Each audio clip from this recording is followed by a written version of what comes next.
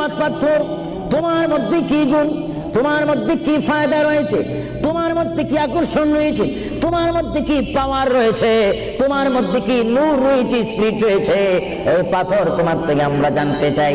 পাথরটি জবাব দিবে, আমার ব্যক্তিগত কোনো গুণ নেই, আল্লাহর প্রিয় নবী, দু জাহানের বাদশা নবী মুহাম্মদুর রাসূলুল্লাহ, আমি পাথরের গায়ে চুমা দেওয়ার কারণে কিয়ামত পর্যন্ত যত মুসলমান আমার গায়ে চুমা দিবে তাদের গুনাহগুলি আমি চুম্বকের মতো চষে নেব। জোরে বলেন সুবহানাল্লাহ, বলেন আল্লাহু আকবার। তাহলে মুহাম্মদ রাসূলুল্লাহ যে পাথরে চুমা দিয়েছে, সেই পাথরে চুমা দিলে গুনাহ হয় না গুনাহ চলে যায়? আরো জোরে বলেন গুনাহ।